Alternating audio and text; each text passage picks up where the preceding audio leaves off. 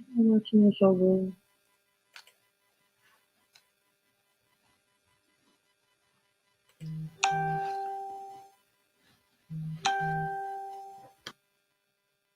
I can't.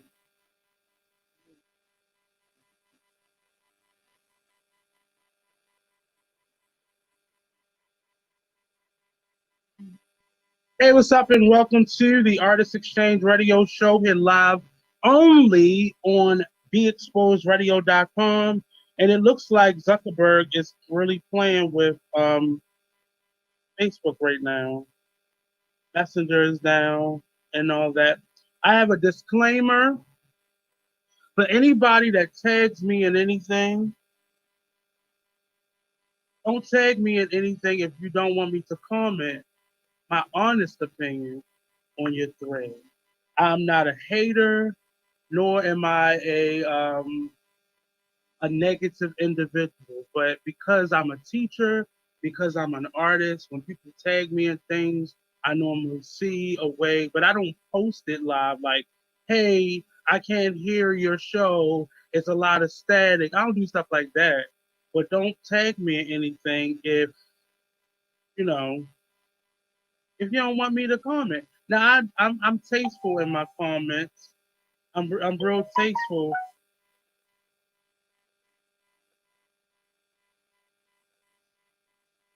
Hold on, I'm trying to send this young lady a message.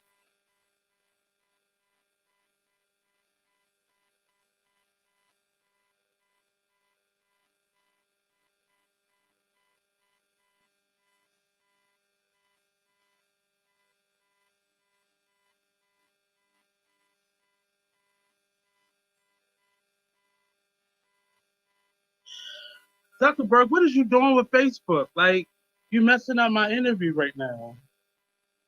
I'm having to comment on people's like real pages, and messages to get messages and whatnot. But I'm ready. And my guest will be here around 5:30 because her Facebook is not, her computer isn't working for her. I don't know. Anything. Anyway, I'm here. I'm ready. But as I was saying, please, in the moment that we're in right now, everybody is like super sensitive. Everybody is really um this up high. Everybody's super sensitive. People are really catching feelings off of everything, and I understand it. Like we're in this quarantine where a lot of us are locked in solo, or work has been either canceled or we working from home. Like we all going through the same thing. Everything is like really tight right now. We haven't really gotten out. I haven't really gotten out. A lot of my work is just starting to really pick up in terms of my jewelry. I'm working on a couple different productions that were supposed to be, brick and mortar productions, and we're just starting to kind of find our way, and they haven't really even started yet. Rehearsals won't even really start until like July because we don't know what phase we're in, and Baltimore City is different than Maryland right now, and people going against the grain and they're following the directions of the governor versus the directions of the mayor, and everybody's super sensitive. But I just want us to have a certain level of respect for each other, and not just snapping at each other. People posting live public posts, they get mad when people come across your post, and say things. That's why you're not supposed to just fill your page up with this people so you can say you got 5,000 people on your list. You should fill it up with the people who you want to talk to, who think like you think, who will agree with you with everything you say. And not every post is going to have 100% agreement to it. So I just been experiencing some things with posting, and I'm kind of leaning back from posting. So please don't tag me. I've already made it so people can't. Only certain people can tag me, and certain things can be tagged.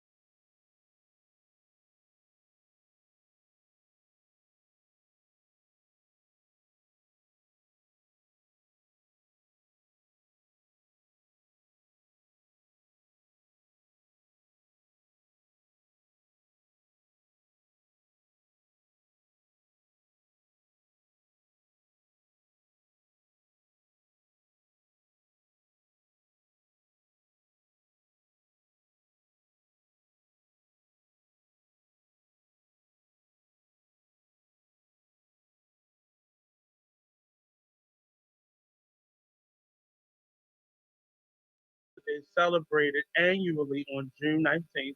It commemorates June 19th, 1865, when Union General Gordon Granger uh, read federal orders in Galveston, Texas, that all previously enslaved people in Texas were free.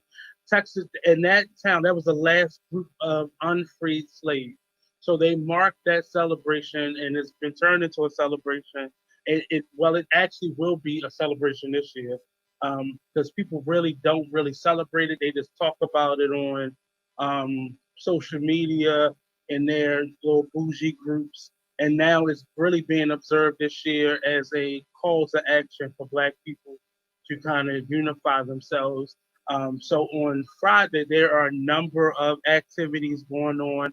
I know a couple of musicians, singers that will be getting together. Let me go to that. To this page, a Juneteenth celebration. It's going to be virtual. The arena players family commemorates Juneteenth on Facebook Live.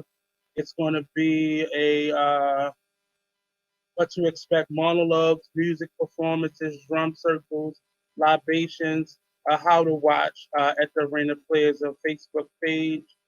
Time is 7 p.m.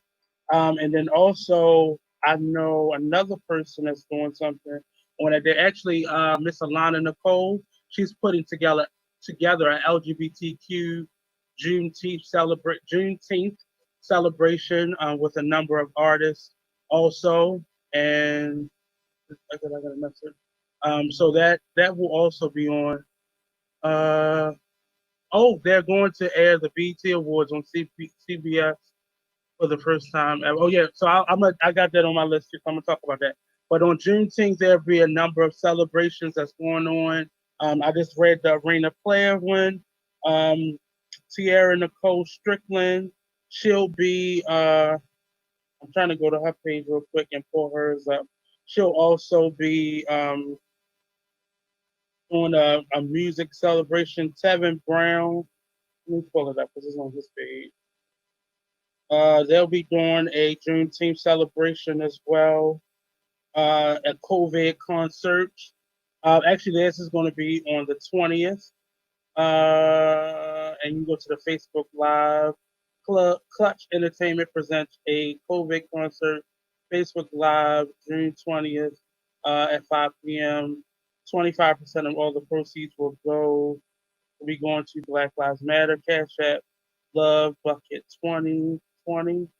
It don't give you much information on where that's going to be, but yeah. So again, like I said, Alana Nicole will be doing a presentation also, and it's going to be a number of performers. I don't know if we're all going to be actors, but I've said yes to doing it, and I don't know why I said yes because that gives me less than a week to be able to learn lines.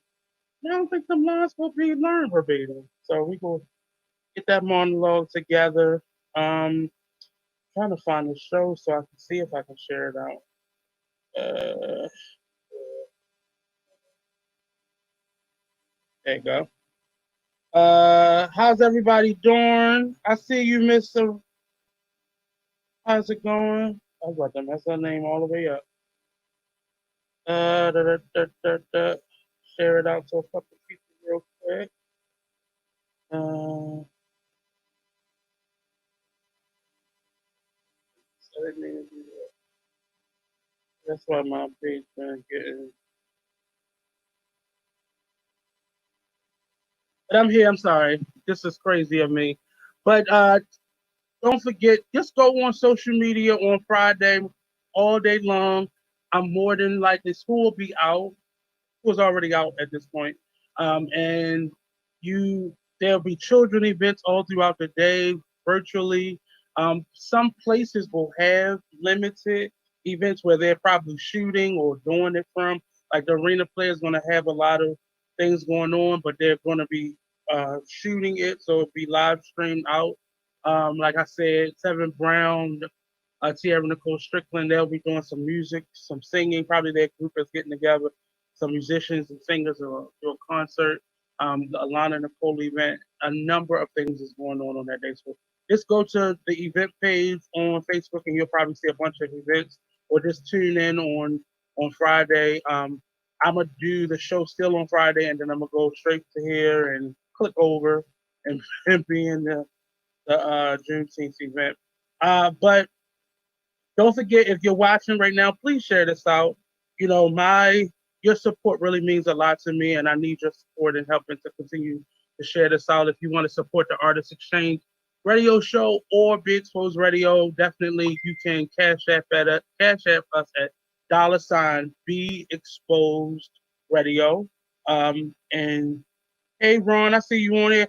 Ron, when you get a moment, send me a message. I want to see if we can do a virtual event together. I've been meaning to reach out to you also. And the next story on the list is we just got the message. The BET Awards on CBS for the first time ever on June the 28th. Messenger seems like, oh yeah, it is back. I think it is back because I'm getting messages. So will you be tuned in into BT this year? It's going to be broadcast on regular network TV. It won't be on. I think they'll probably be streaming it live on BT as well, but it's going to be on regular TV, and that's um, a collaboration that I didn't think was going to happen, but they'll be on broadcasted. And I don't know if it's gonna be like the individual concerts, like we've been seeing from like Erica Badu and a number of other artists. Fantasia just did one, I believe, this weekend that I didn't get a chance to see that one either. And I guess it's gonna be like little performances like that, and I don't know who the host is gonna be. I haven't heard. Fantasia was good. It was really good. It It was was really, really good. She had an all was girl it band. the whole band and everything? Hmm. She was in. So I She was guess. at the what's it called? The Fillmore. It was just her Oh, and the 5 girl band okay. on the stage. There was nobody in the building with her. Yeah, Mesa just did that for was that Mother's Day as a singer, local artist here in Hmm. Baltimore. Mesa did that from the I can't remember the theater that's in is it Silver Spring or Hmm. Severna I know what Park? you're talking about. Yeah. Yeah, she did it from the Biltmore. That's what it was. She did it from the Biltmore, and it's I guess that's what the BET Awards and the rest of the award season is going to look like. A number of private events that are being simulcast or shot, or they may be working on pre-recording them right now, which is going to be cool and it's going to be a different experience. I hope it's not as long as the regular awards are because to be watching something that long on TV is going to be. Hey, Miss Sherry, it's going to be a crazy experience. Uh, face. It's gonna be a crazy experience. But I heard a lot of people really did like the Fantasia one, and I'm shocked that I didn't watch it. But I've been, especially over the weekend, I've been like creating art and doing some housework, and I haven't been really getting online like that, other than just to watch a movie or something like that. But I've been trying to pull back from social media because it's a lot, and it's getting me into trouble. I'm getting into arguments and people being sensitive, and it's just too much. People getting too serious about it. It's like the people who come to work and the ones that don't have control over their house, they try to take control in the office, or like the person with the dirty house, they try to be extra neat and clean, and like that's what social media is turning into now. People who don't feel like they have control or they've lost control over life because of this quarantine getting real territorial over their pages and such. I've just made it so you can't comment. Like you can comment on my threads, but you can comment. If I don't like the comment, I'm just going to erase it. I'm not going to go back and forth with somebody because they have a difference of opinion on my post. I think that's kind of psychotic. I think it's crazy, and I think you should do better with your life and find a better purpose with it. But my guests will be logging on in about 10 minutes. So, what can I talk about before she gets here? I'm going to definitely save that for her. Um, it is with a sad heart that our Sheila Dixon has chosen to concede, and she's not going to push forward with the election. And I feel the same for her as I felt for Hillary Clinton, um, and possibly Al Gore. I'm still on the fence with Al Gore. He lost his election, but I am. And he should have leaned on Bill Clinton more. Like he was scared to do it, but he should have leaned on him. And I appreciate Sheila Dixon for running a really clean election. I appreciate her for not mudslinging. I appreciate her for getting on social media every week, constantly with her podcast. I hope she continues to do that because she really forced. She was doing it before all the other candidates was at home with their feet up and wasn't really doing much and was using this quarantine as an excuse for them not to do anything. And she was still out there, before any of the candidates started going from community to community. And I appreciate her for putting a fire under the feet of many of the candidates that were lazy, who thought this was a shoe in, like our current mayor, who thought because he was already mayor, he was going to be a shoe in, like he's been a shoe in the city council all these years. But I am glad that people got out to vote. I feel like you all chose the wrong person. I personally feel like he is not ready, and him being Mr. Brand, is his name Brandon? I forgot the damn child name. I think his name Brandon Scott. Scott.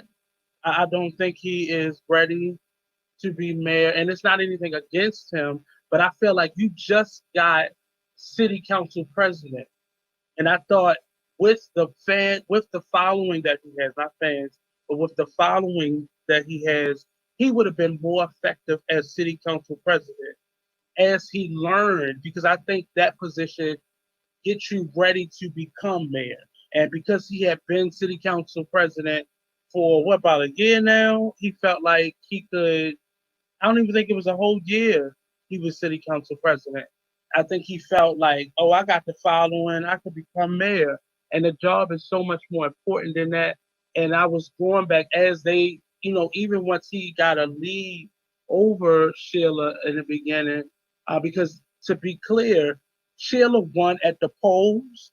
And because of all of the mail in ballots, that's what took him over the edge. But at the polls, Sheila won. And she had stayed ahead for the entire race. She was in the lead, and I commend her, and that says a lot about the people in this community that really saw through all of the muck and the mire, all of the BS, all of the mudslinging, all of the 2 story 30-second clips that was on rotation about her. Um, she was so much more than a gift card. And I think this city has really lost out on what could have been their best possible leader choice. And it wasn't it. Everybody, that's the only thing they kept saying. Like it was nothing else they could say about her. Her work was impeccable. Her tenure as mayor was impeccable. Um, Outside of uh, what's his name, Smoke. We haven't had a mayor that was about the city and not about parties since Smoke. And I feel like she pushed the whole city ahead. And it wasn't just about the black people or the Democrats or the older people. She really looked out for everybody. Many of the initiatives that we have today are because of her. Um, our whole trash collecting system is because of her. The bike lanes, many of the initiatives. We talked about this on Talk Lately show. The hotel downtown, the newest one downtown. The initiatives to rehab the convention center. All of those things were initiatives that Sheila Dixon had put into place, and it's with a hard heart that I have That she to. put into place. Let's correct that she put into place and was never able to finish. Yes, that she initiated it, Yeah, and she all they initiated did it, was and then people came in and screwed it up. took And that happened with Stephanie. She took a lot of initiatives that Sheila had put into place, and she put her name on it, or she just took it off the table. Uh, Q did the same thing, and I'm quite sure And what you're even saying now. that, just to Say give you what? an example, with the Baltimore Convention Center Hotel, Mm-hmm. Sheila started that, and Yep. and nothing came of it because that was supposed to attract other hotels, which it did, to Mm-hmm. bring bigger events to Baltimore, Right. which never Well, happened. but that was supposed That's to the go part that never along with happened. the convention center not never got rehabbed. So That's you what I can have mean. this big brand She new brought that hotel, hotel to bring in the revenue to rehab the convention center, but it was supposed to right? attract bigger events to keep the revenue coming in for the city, which never happened. And we ended up losing all of the major conferences and events that come to the city through the civic center. And I that's crazy to me. Convention center, I mean, but that's crazy that a lot of her initiatives were used and utilized, but she never got any credit for. And the ones that they did use, they kind of rehabbed them, and all the negative parts of it. That's what she got credit for, and they took the actual plan and put it in their name and made it their initiative. And I really feel bad for Sheila because nobody else really had a plan or a strategy. All they could tell us was uh, to speak about is the people who were following them and how much they wanted to turn the city around. But there was no clear strategy. Sheila got on her Facebook Live every week with a different plan for a different part of the city with a different strategy. Brandon, all he did was discuss what was in the current events. He looked at what the news articles was, and that's what he talked about when he eventually got on air. And it's sad to me. It's really sad, and I we have to stop looking at our political system as the prom queen or prom king kind of kind of event. Like whether you like somebody or not, it's all about getting us out of this mess that we're currently in. We're gonna need a mayor who not only has a strong plan but has a strong sense of leadership. And I have not seen that in Brandon. Yes, we need a fresh new approach. And I think knowing who Sheila Dixon is, she would have definitely filled the city up with a lot of youthful energy. She did that in her campaign, and it got her to number one all the way up until the finish. And I think we're going to pay for this, and it's going to be, a lot of people were posting he should hire her on. He would be smart as hell if he hired her on. But again, he would take the leadership and the credit for all the work and ideas that she probably gonna be putting on his desk. And I don't think Sheila Dixon deserves that. I really want her to go into the private sector and go all out and be as successful as she can be and just prove all these naysayers wrong in the city. And it was really unfortunate for me. It was unfortunate. All the people that at the polls went out and voted for her did not back and support her in public. I didn't see the clear.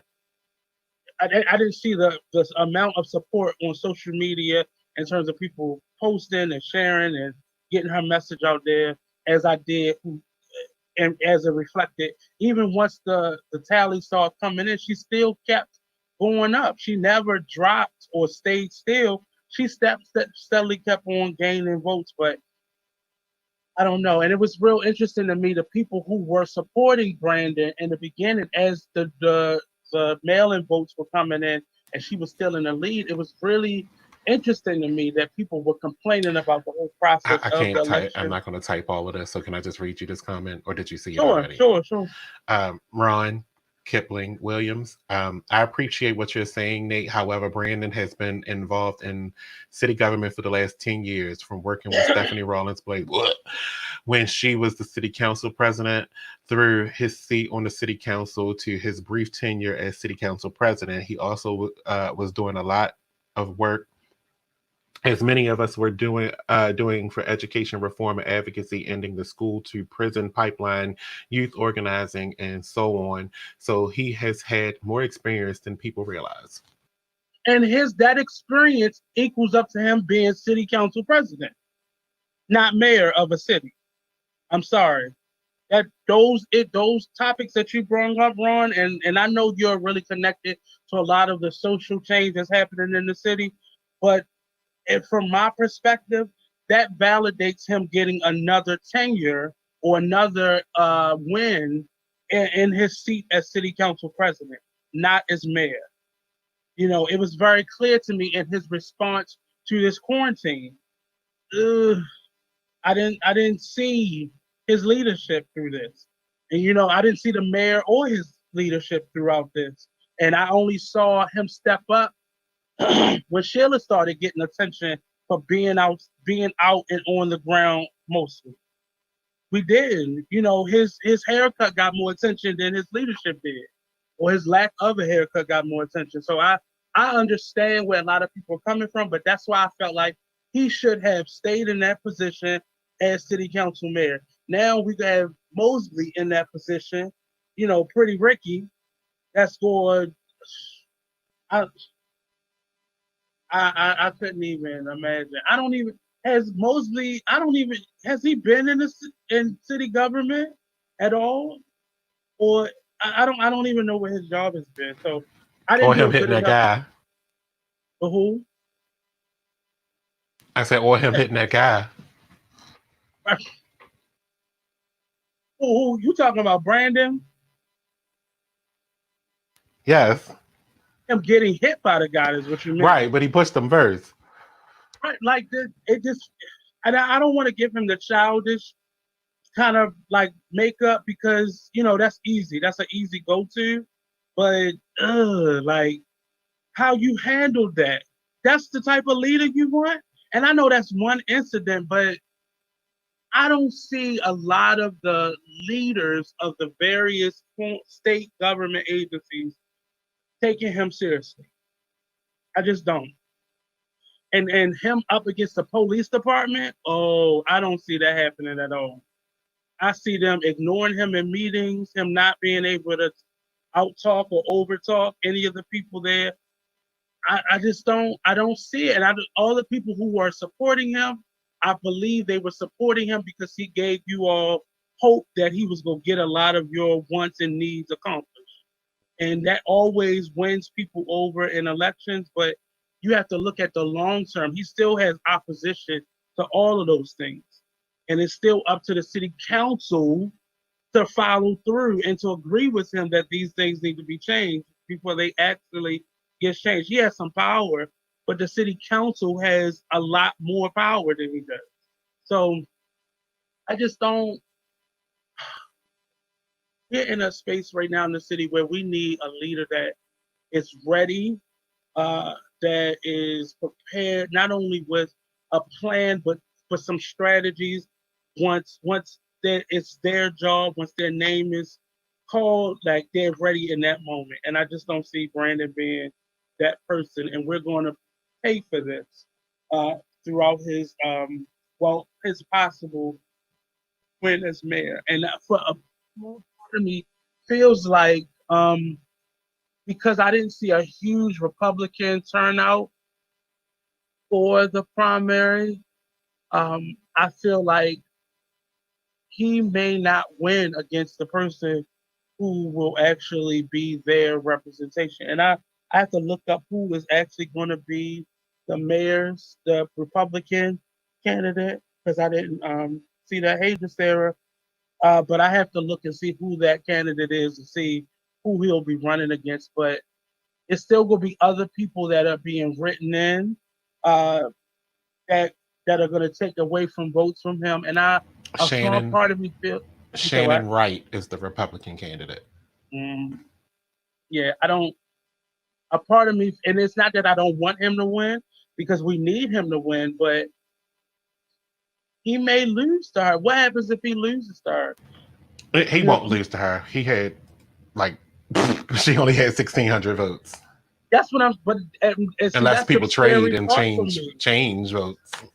But see, that's the scary part for me. If you look at all of the Republican votes in, it wasn't a large turnout for them. Hmm.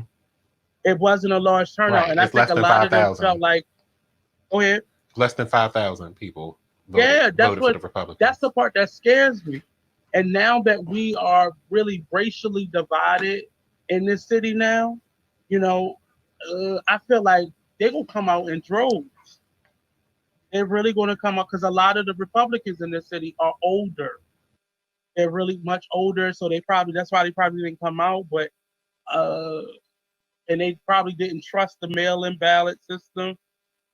So if things get better in terms of the pandemic, I really feel like he possibly could lose because normally the turnout for Republicans is normally much higher than the Democrats. So I don't know. I'm not a governmental official, aficionado, but I just in my heart I just feel like he's not the best choice. He wasn't the best choice. And when she conceded and she sent out a message, I believe yesterday or today, it was either yesterday or today. It was really unfortunate that she's not going to fight, but I respect her for not fighting, and that just sounds like they made an agreement or a pact probably that she's going to get a X amount of positions or a certain position if he does win, which I hope they have done. But man, I'm just upset, and I'm not understanding how. Well, I guess, and Ron just said it. All the experience that he has with the city council, um, they looked at that as uh, enough experience for him to be mayor. But yeah, I don't know. I'm gonna try not to be angry anymore. I'm not actually angry. I'm just really disappointed because um, make some. Ron says you make some good points, and I would see your logic in having him remain a city council president. I also appreciate your comments regarding Sheila Dixon. I remember her launching the campaign. Oops, launching the campaign to end homelessness in 10 years, working with Councilman Jim Craft and healthcare for the homeless, even though the target was not going to be met, but her administration were making measured steps to that goal. Actually, the city council only has the power to delegate budget items, where the mayor of Baltimore has one of the most powerful positions in the county, in the country, because they uh, preside over the bond of estimates. We also have to organize to gain more power in Annapolis so that we can pass bills that will benefit the city. And I understand the power that the mayor has, and I'm not saying the city council is the boss of the mayor. What I'm saying is some of the financial planning decisions that we need to get done, like education, like the arts in our community, like education, like a lot of the real staple pieces that are budget problems that the city has, say like the funding the police department and allocating those funds. That's those are the most those are the biggest pressing issues that Baltimore City has. We have a huge crime rate that is going to have to deal with that we're going to have to deal with in the next year because things aren't getting better in terms of our relationship with the police officers. And I don't see Brandon Scott being a person that can sit down with the police department and the police union and make uh, them do what they're supposed to do as the mayor of the city. Make them do what they're supposed to be doing and reform. I don't see him having a strategy to reform the police department. I don't. And I see them dropping a lot of these things on his desk, like, okay, now you handle them. And him not really having the people around him because even a lot of the people that will be left in that office, I don't see I don't really see Mosby working alongside him well. Because Mosley gonna feel like he knows more than he does.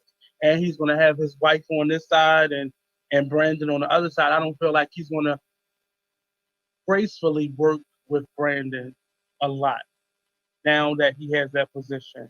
And a lot of the other uh, council people, a lot of the delegates, I don't see them working with Brandon that way. And I definitely don't see the governor working with Brandon in like a cohesive harmony in like a easy way because he will really disregard him. He's been disregarding all the women that we've had in power. So I definitely see him um, disregarding him. I know he's gonna disregard him. So our guest is a little bit behind. So I'm going to jump right into our topics for today. Miss Candace Owens. She went on several interviews and did a smear campaign on Mr. Floyd, on George Floyd, and basically outing his criminal background. Now, there have been some things that were, I was trying to find information on, but there was a few places on the internet that I was reading that both George Floyd and the officer had worked together, or they knew of each other in some capacity, but I didn't find any concrete information on that. So I didn't want to report on that and it really not be true. So it wasn't any real solid information. But Candace Owens went on a smear campaign basically to debunk the what she called the martyr that we've created in George Floyd and her not understanding based on his record, him now being used as a martyr. And I think she used the martyr is most likely used in a religious a religious way. It's not really used in this way. I think what she was meaning to say was we used him as kind of the example. He was the catalyst for this protest that we've been having over the last like 12, 13 days now. And he has been used as that. And I watched the comedy special of why do I want to call him Chris Rock?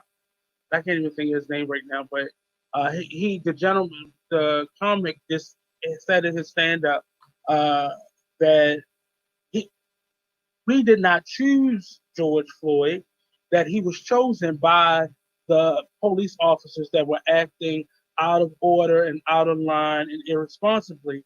They chose him. And many of us got really tired of seeing this parade of black men who shot and killed. And not only black men, but we have instance where this young lady, Miss Taylor, was also used in that situation. And then a few days, not even a whole week later, but a couple days after Floyd's funeral, another black man was shot. So it's a cycle that keeps reacting. And I think at this point, hopefully, these young people that are out here protesting right now find the energy to keep this going for as long as it's necessary. Candace Owens, she has spoken out on the Black Lives Movement. Slide down off of the yeah. Candace Owens has in several interviews and in several statements spoke out against the Black Lives Movement and what it is, and um, has taken the side of Trump when it comes to how he depicts the people who are leading and a part of the Black Lives Movement. And it really makes sense that she does that because that's why she went straight after George Floyd's criminal record. And I'm interested in how she like what's her everyday conversation. Like her husband is white, and that's not a problem. But for you to speak out against black people, I'm just curious as to know what's your everyday conversation about black people. Are you that black person that sits back and has these random snobby conversations where you're looking down over over the black community and just black people in general. Um, as I was researching Candace, I came up on 2017 where she actually filed um, a discrimination lawsuit against. Hold on, let me pull it up.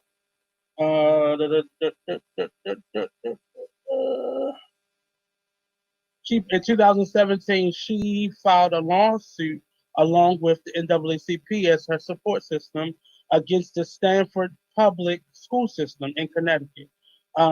And it was largely supported by the NAACP and helping her to actually win that trial. And I don't understand how you can be in a position that way where you are leaning on your black fellow men and women to support you, especially a group like the NAACP, and you not understand what the significance of this protest is. And in many, and not quoting her, but in many of the interviews that I saw from her, like she was missing the whole point of this argument. The reason in her mind George Floyd was in that situation was because he was a bad guy, and she kept calling him a bad guy, and that term is directly taken from Trump's depiction of every single Black Lives Matter participant, and she just kept referring to him as a bad guy, and his criminal history isn't clean. He held up a pregnant woman. He robbed.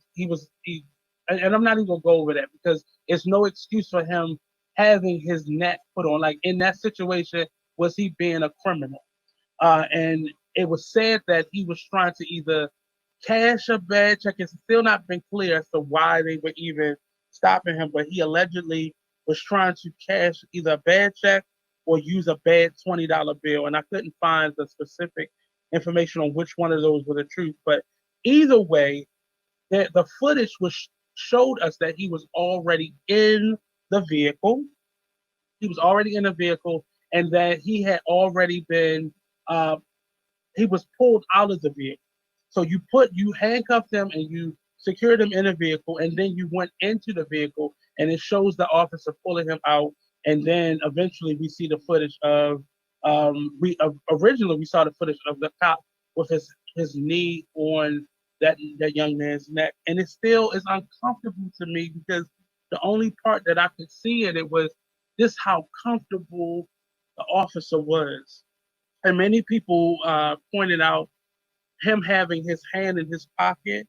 And I'm not looking for any underlying meaning of what that was, other than when your hands in your pocket, it's normally some discomfort that you're having, or you're in a moment of comfort and you're too comfortable. And for Miss Candace, a black woman, and she's not mixed, she's a black woman, to speak out against this gentleman and excuse the actions of the police officers because George has been in his past a bad guy. Uh, really, this is ugly to me. It's ugly to me that she can continuously speak out. I don't know if she's trying to replace or be a part of um, the Trump his new campaign, or have a seat in his potential office if he wins again. I don't know what her angle is, but many people have said this is an ugly way for you to gain any type of experience or make money. Um, Dave Chappelle, that's the name. He spoke a lot about her and his comedy special that just was released, and he did it during the quarantine. And he spoke a lot about George Floyd and Candace Owens, and just how ugly it is for her to really garner this type of attention off of a case that's so cut and dry. So it really and it goes into the conversation. I'm gonna try to wait for her to come on before I end with the black men versus black women conversation, and I'm gonna try to do that last. But it really is ugly. And one of the things that I'm saying, why is it that all of our cases end with this death or murder? There's a meme going around with the young man who who had shot up the church, and there's a image of just a random black guy, and they're both asking each other, "What are you here for?" They're both sitting in the back of the police car, and the black man says, I had a broken tail light," and the white boy, who we clearly know who he was, says, "Oh, I just shot up a church," and the irony in that meme really speaks to why we're going through this right now and what the problem really is and the fact that and I know Candace looks very smart. She's very intelligent. And I know she knows better. And I think she's just trying to be, spicy for the sense of being spicy and contrary, very contrary for the sake of being contrary. And there are people who believe the way she does. She's not the only one that looks like her that believes that way, who is choosing to believe that way because it's ultimately a choice. But for all of our, it makes it scary to even be pulled over by a police officer because are you going to be next on that list of people who are slain or murdered because of a tail light or suspended license or um, you spent a false $20 bill. Like that's what jail is for.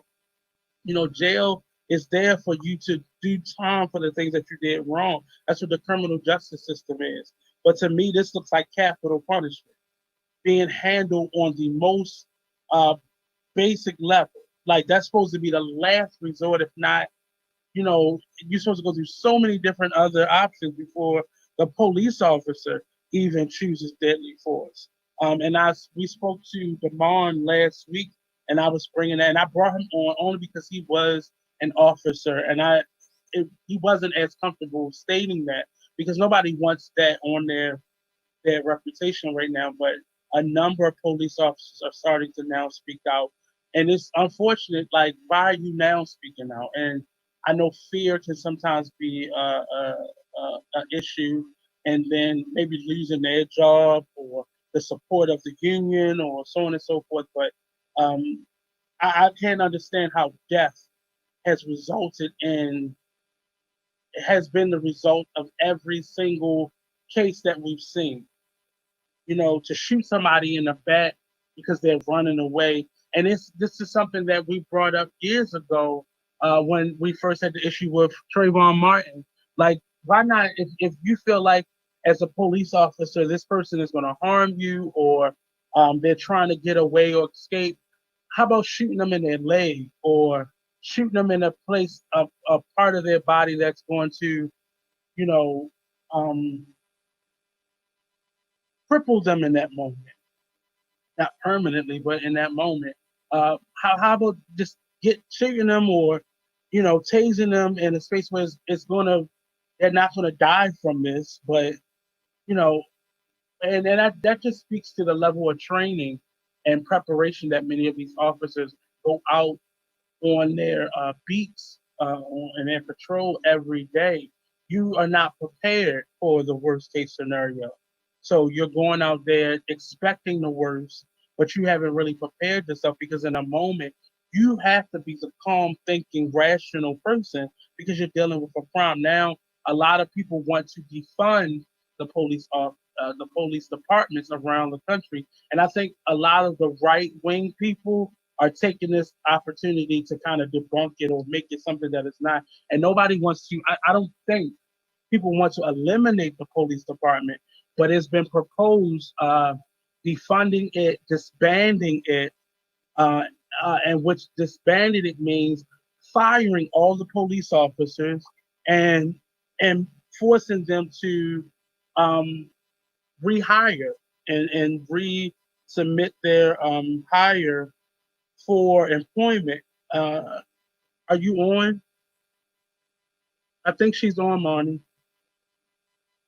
And I think the unfortunate part is many people are using this as a means to kind of to further divide us.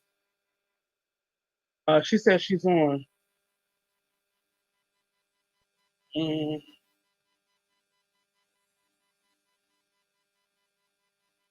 But yeah, so I don't know. I feel like we are, no matter what we try to do, we'll always be kind of misunderstood, purposely misunderstood. Um,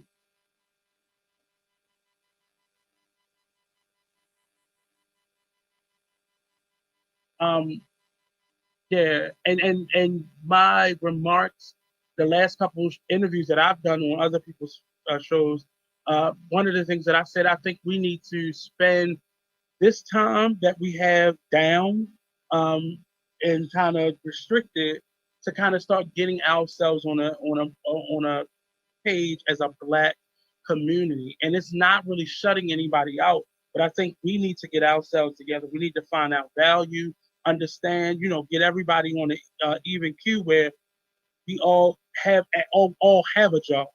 And the ones of us that don't have a job, they have a means to be able to do something where we're all financially independent. And then once we get financially independent, we start learning some valuable skills with money management and figuring out how we clean up our debt and how we, do those things that are necessary to get us on a fair fighting platform where we're not so dependent upon these services that were meant to be temporary services and not lifelong services, and get ourselves on a even accord with ourselves. And let me make sure I sent her the right one.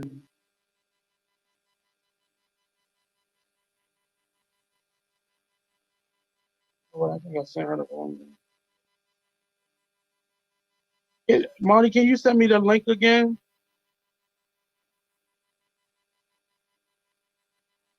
Oh, never mind, I got it. I think I sent. Oh, there she is. She got it. Hello, Miss Lady. Hello, how are you? How are you? Sound refreshed. I am. You I are. I am very refreshed. I had a very wonderful day. Ended up waking up a little late, but got lots of work done. I look a little raggedy. That's why I'm not on video. But Oh, come on now. I mean, my hair is like, I might get jiggy with Look it at my later. hair. Look at my hair. I'm in a tank top, like, I'm You want to drinking take my? I wine. can take my shirt off. You want to take my shirt off? I can take my shirt off so we can Hold be. up. I'll go ahead. There you go. See, there I am. Hmm. Basically, that's your camouflage. That's the camouflage. I'm blending in. Yeah. How you How doing? are you? I'm great, thank you. Good to I be mean, the here. last time we talked, you were like on the edge. Living on the edge. I was, I've centered myself a little. Daily yoga has helped. I've Yeah. been really, I had to back off. Like I was the girl posting all the numbers for coronavirus every day. Yes. Yes. And And I didn't want to I, say it to you. I didn't want to say, "Stay, stop sending me this shit." But I understood what it was doing for you. It was giving you a sense of control. it was giving me a sense of control, but I also realized that it was driving me a little bit insane. So I had to let go a small amount of that. So I'm an information junkie. Like I feel Yeah. in control of a situation when I have as much information as possible to feel on top of the situation. Not And knowing it was, but makes me afraid. what you had started doing, I think, was more healthy because then you started sharing some solutions with us all, like the free yoga classes, and Right, like right. I That think that became would more of have a helped focus. you. Yeah, Guitar yeah. lessons, anything that I could get my hands on that was look. Shaneia went on Facebook. Wait a minute. Boom, don't knock it. I went on Facebook Marketplace and secured myself a guitar. Honey, I am in lesson 3. Look, anything to keep my mind off of what is really happening right now. But see, Um, that was me in the beginning. Like I started taking sign language classes, and I was trying to find these things to do because who would have known we would be in June? oh, Who would have known? Who would have they, known that we would have been in June doing this? Like, this is crazy. Like, I I, I had a feeling when I heard that Virginia was not reopening until June 10th. June 10th was my birthday. Thank you. 41. It's crazy. But Oh, when I found happy out, birthday! thank you, Oh, love. that's why we Thank are. That's why we were close. Because mine was the yes. 24th of May. Okay, yeah. Happy birthday, boo. Yes. So once I figured out that Virginia was not opening up until June 10th, I was already hip. I was like, I don't even know what the rest of y'all waiting for. I also figured out that Hogan was a puppet. So he did everything he was Yeah. supposed to do. He did everything he was supposed to do to make himself look like he was, working for the people. Right. We But at the still end of haven't the seen. day, We still don't know what happened to those 500,000 tests yet. how about that? The ones that ain't being used, or the hotel that supposedly has all the beds that we ain't using.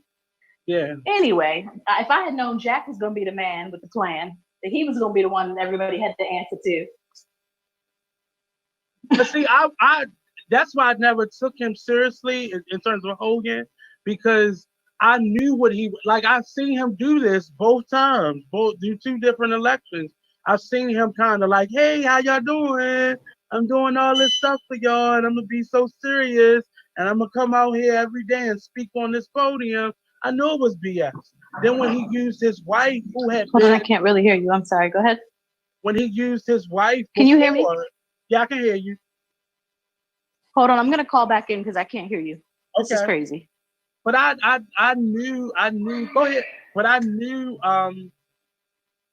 he was a pawn. I knew he was just, hiding his face, and everybody was starting to be so proud of him for doing his job, and we realized he really wasn't doing his job. I'm glad that Jack Young has really said, "Hey, we're not ready yet, and we're not ready." And unfortunately, because of his stint as our mayor, nobody is taking him seriously right now, because I see restaurants on in my neighborhood that are already about to go to phase 2 and 3, and business is already moving forward, and people going back to status quo. I know plenty of businesses that are already open. I mean, I ain't gonna stitch on nobody, but I know businesses in this neighborhood that are already open. It's a business next to me. They've been open this whole time. I mean, granted, they don't get foot traffic there. I do think they do a lot of online business, but nobody is paying attention to them. Most of the businesses, like down in the downtown community, and these downtown communities have already gone to phase 2 and getting ready for whatever phase 3 is supposed to be. So I don't. That's why I really haven't been going anywhere, and I'm so thankful that I have not had to struggle through this. But it's unfortunate that we have to go through this. But I want to skip ahead while she's trying to log back on, and I want to speak about Vince's Crab House. So not allegedly, because these were actual messages that he posted. He posted a lot of messages on social media that were him between him and his sister and various other people that were speaking out against the Black Lives Matter and the protests and really Black people in general. And Facebook and some other places got hold of these messages and really began to hold him under the fire. So much so that they were protesting in front of all his various locations. Most of them were in that South Baltimore area, Southeast Baltimore, and South Baltimore areas. And they really held him to the fire and prevented him from really getting a lot of um, airtime. So much so, I'm going to pull up now um, his GoFundMe. So Mr. Vince has created a GoFundMe page, and it basically says, this is the message on his GoFundMe. It says Vince's Crab House has been everyone's favorite crab spot for over 15 years. If you know us, then you know we treat everyone like family and we take pride in our community.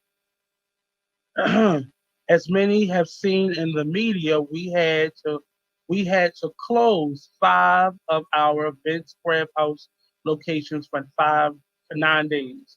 We have had tons of people reach out wanting to help our family. It was suggested to me to do a GoFundMe. It was suggested to me a GoFundMe would be a good outlet for people to show their support. We have paid over 80 employees during this closure and have had lost many employees because they are fearful to return to work. We have donated thousands and thousands of dollars worth of food that would have spoiled during our 9-day closure. Going to Due to the death threats to us, our families, and our businesses, we have had 24/7 security at our homes.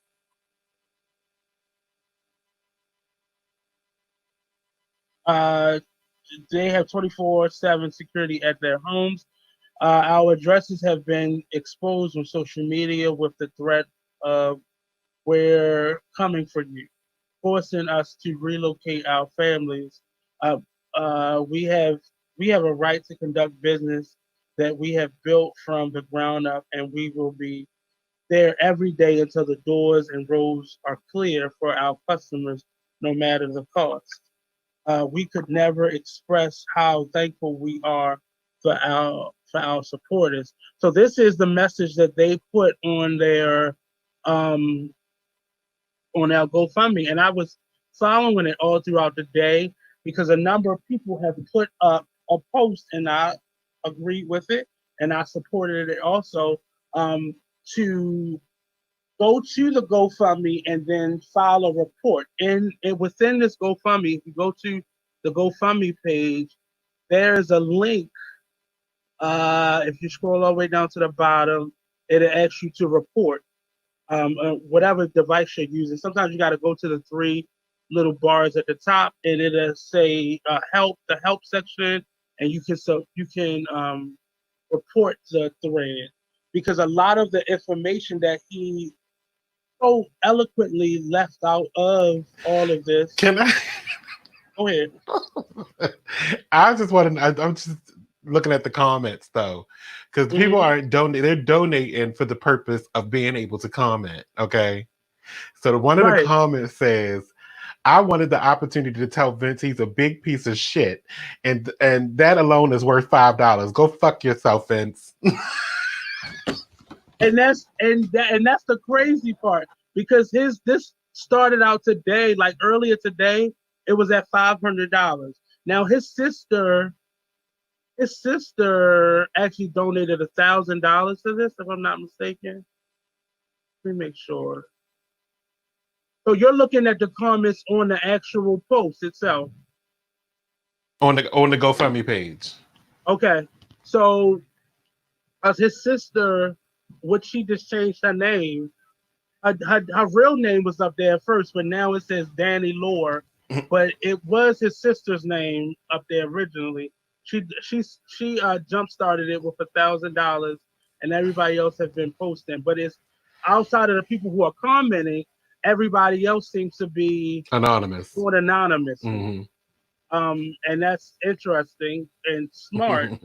Showing what your name attached to it. But they really are. So people are now campaigning that you go to this GoFundMe and you go through a report, and it takes like 2 minutes to do it. And they ask you a couple questions like why you're reporting it, and it's really because, and I did it only because he omitted his fault. He still didn't I was looking explain for the apology in that statement. That's exactly right. I was looking for that apology. on his page, on his personal page. I If you seen see that the one, video of him, but you don't go asking people for money to support you without apologizing as well for what you but see, said. he called himself making an apology, but his apology was so it was just so like it didn't really mean Blase. anything. Yeah, and it referred more to the fact that he appreciate all of the black people that have been supporting him all like it was about our money or Hmm. the money of the people who were supporting him. Now, I have a number of relatives that live down in that area and they support him. They've always supported I him. do too. In Essex and Middle River and Dundalk Right, area. right. And that's where They were all my out family there. They were lives. actually out in front of the building Right. with the rest So of my them. family lives behind East Point Mall. So they've Hmm. always supported him. And they've been a big supporter, and they were all really upset that of with his comments. So my aunt went to the restaurant, and she said his response was simply like, "Hey, like that's my personal page." Like he didn't really have any kind of like remorse. And Mm. his public apology that he did over video, it was like they shouldn't have let him do that. Like like somebody in his family that actually had some sense should have did it, and it probably wouldn't have gotten to this point. But because of that apology, it's now gotten to this point where people are, because he just posted this GoFundMe over the weekend. So he claims that he's had to close down for 9 days, and he's lost all this product, and he has to give away a lot of stuff, and he's still paying 80 people despite him having any business. So he's seeking $500,000. He's seeking $500,000 in support, and he jump started, and I think his sister left $1,000, but she was like person number three to actually support. But most of the support came from today. Yeah, the first $20 came 5 hours ago, and then his sister also left $1,000, but she just changed her name, and that is interesting to me because it was her name up there first. It was something Sarah Myers, and now it says Danny Lore, so that must be her boyfriend or something. His name, but he has the gall to really continue to promote his business. And then what you call it, the cab driver. What's the cab driver's name? He had went down there earlier today and Larry, posted on was doing a live feed of it, Larry the and it cab was driver. still, yeah. So he was actually doing like a live feed of people trying to walk through the picket line, and they would say things like you will be seen as a racist if you go into this place, and they would say, well, one lady's like, I have a black friend, I have black friends, so I'm not worried. Like it was, people are really not caring, but they were all white people that were going in there. You didn't see any black people supporting them anymore. But thanks to this, we realized that Baltimore has some black owned crab houses, and I didn't know that. I thought they were all like owned by other people. And hey, Shaneia, Hey, so just to drop a quick line real quick. I don't know uh, if you and you probably did already touch on this GoFundMe, which yes. makes my absolute skin boil. Do you hear what I'm telling you? Did you Like, report them? Did you wait a report minute. them?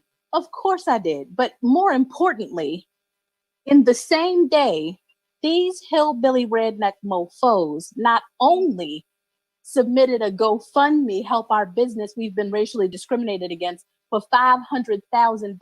$500,000. In the next sentence, they also said, we have a Hennessy sale, Negroes.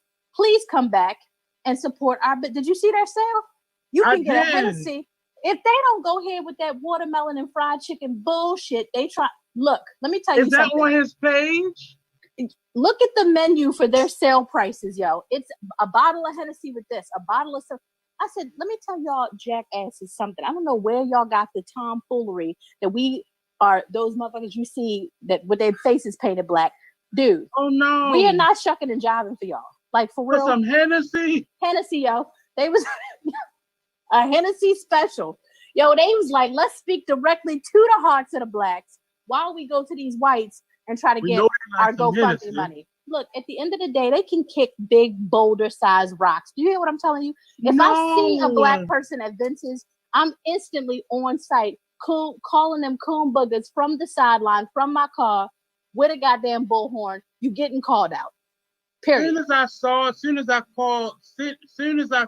the GoFundMe, my friend Jay Nicole posted it, and I asked her, well, how do you report them? But I know I sent it out to everybody in my family that supports them, and all of them have done it because we all sent each other Here's out the problem. screenshots. I blame every black mofo that went to Dundalk to get some crabs to begin with.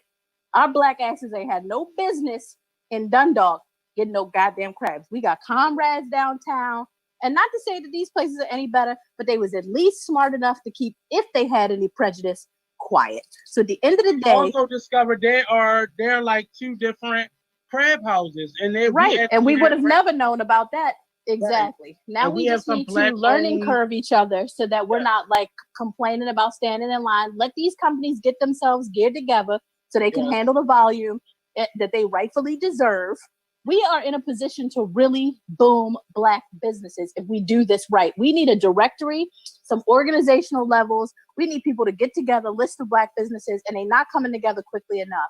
So I just figured the people in each industry would take the charge. Right. And I respect that is what is coming from this. But I don't want us to nickel and dime each other. I need us, and part of my argument is before we can begin to really get back to ourselves and reach out for our allies and all that stuff, we really need to get ourselves in order this way. And we have a black-owned entrepreneurial magazine. I don't know where that gentleman is right now. I don't know if he stopped doing it, but it was the Entrepreneur Black Business Journal, and he had that. And I agree, we need to get that up and running again. That should have never stopped. That suggests some organization issues at the top. Wasn't supporting it because you had to pay to be a part of it. Guess what? You got to pay for anything that's worth having. But guess what? It is worth having to me at this point, because finding out that white companies that you supported and giving your hard-earned dollars to hurts just as bad as finding out somebody that you loved and supported in your white circle you thought was your friend, that you then found out believes that there's a conspiracy theory and George Floyd is an actor. This is my life. I'm telling you real talk. And a lot of my family have supported him. That's where I got the information from, that he had did what he did, because a lot of them support. Like, I don't eat crabs, so I wouldn't have known. First of all, don't say that out loud. You from Baltimore? That is blasphemous and wrong and indignant. And for you to come out your mouth like that on national radio, talk about you don't eat crabs, sitting in a house in Baltimore, is not only ridiculous and asinine, but I'm starting to question our friendship, bruh. Don't do that. I'm sorry. Like, it's life and death. You better rinse that motherfucker off and eat that shit. Like, seriously, you playing games. You playing.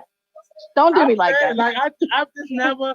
I'll eat a crab cake, but I'm not a crab. Like, let's sit down here and get these crabs open.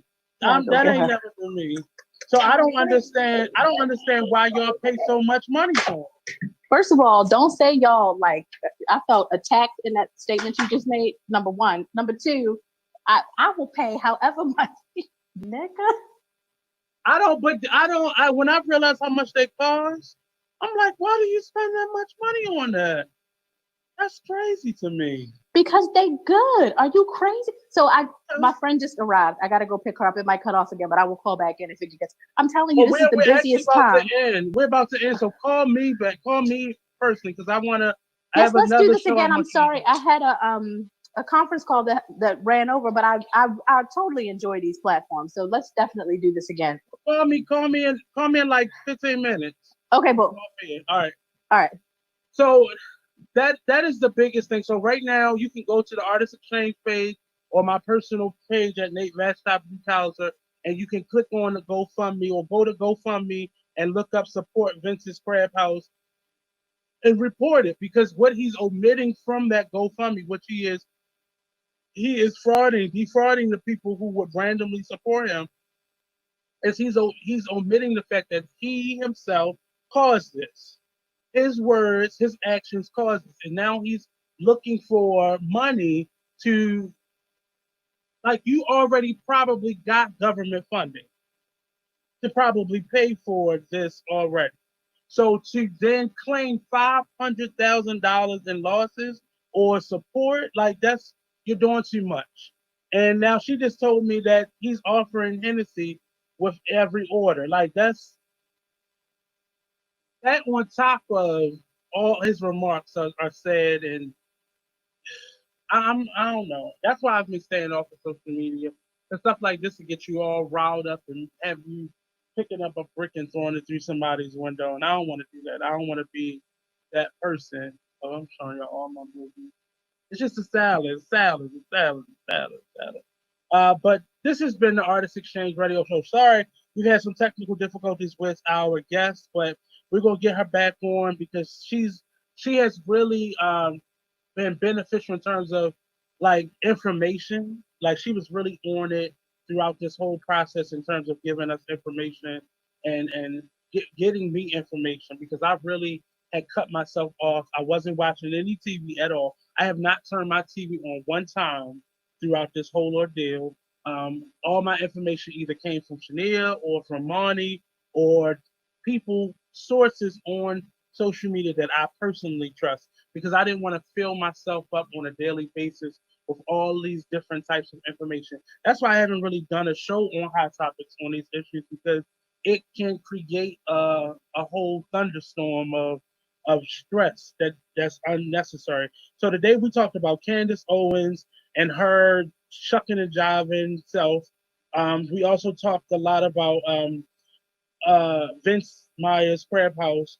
We didn't get to my discussion on black women versus black men, and that's actually going to come this Friday. We have a young lady that's been on the show before, Miss Sarah. She is actually out of Atlanta. She'll be calling in and logging in on that conversation. I'm trying to get Shaneia in on that as well. And it's a conversation that I want to have that I think is very important right now because I see a lot of threads happening in the comment section where a black man or a black woman may chime into a conversation with the opposite sex and it gets ugly and then it instantly turns into that black man being an attacker or being um, considered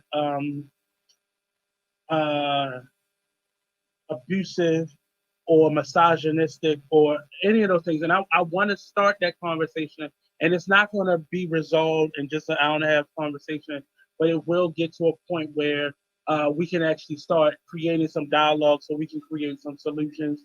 And I've asked Jacera, who is a licensed therapist, to join us and a coach to kind of coach me through some of the things that I personally feel and help me to better understand how to better resolve this. Because first of all, we are judging typed words on a screen and reading into somebody's emotion and reading into their intentions without even being in the same room as that person. And I think that's dangerous on our behalf, especially on Black women's behalf. And I want to get certain words out of our vocabulary when we're having a difference of opinion. If you're feeling attacked, if you're feeling triggered, those are personal issues that you're now tying to this current situation that you're in. And I'm saying it that way because often we are taking the abuse that we've been through and something totally different. And now it's this new person in front of us that is giving us the same lack of support that we feel is a lack of support. And we're deeming that as someone attacking us or being misogynistic or animalistic. And I've been called that in the last couple of weeks. And all because I had a difference of opinion of somebody. So I want us to get better. I want us to get help, and I want us to get through many of these things that are keeping us, holding us down. So I think my Friday shows will now be dedicated to like getting us out of this, and it's going to be a series of conversations with various people. I've taken a little break from Let's Do Lunch with Nate, and because I was feeling some kind of way. But this will then be brought up in that series as well, and that's how we're going to kind of push it along, and us having those uncomfortable conversations because it's not just black men versus black women, it's black straight people versus black gay people, light skinned black people versus dark skinned black people.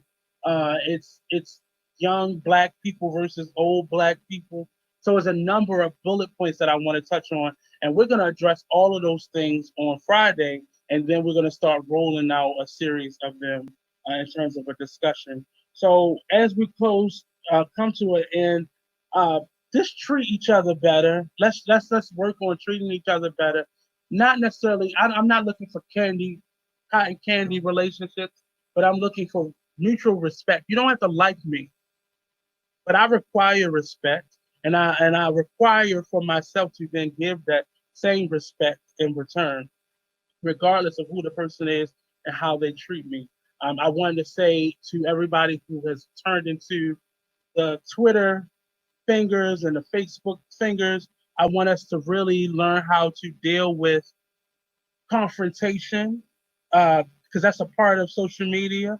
Because you're going to find somebody that's on your page or who has the ability to be able to see your posts that's going to believe differently than you, and we got to learn how to occupy the same space with people who disagree with who we what we believe in and what we think.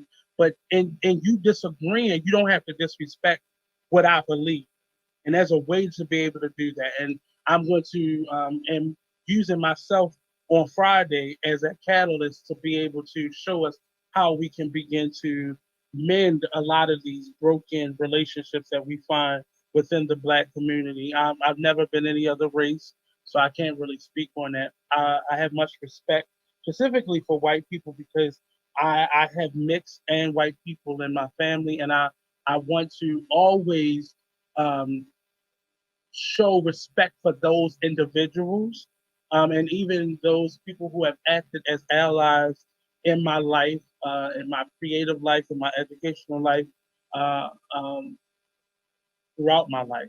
So I don't ever want to disrespect anybody or make anybody feel uncomfortable. But these conversations, we got an uncomfortable air.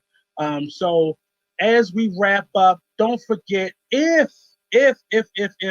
I hope that you do, if you want to continue to support the show, please do so by cash apping us at $ Be Exposed Radio, and put in there the Artist Exchange so you know that your support is going to the Artist Exchange Radio Show. Don't forget, if you wanna bring your show to us, if you have a show idea, you're looking for a new home, you think you have an idea, hit us up at info@bigexposedradio.com.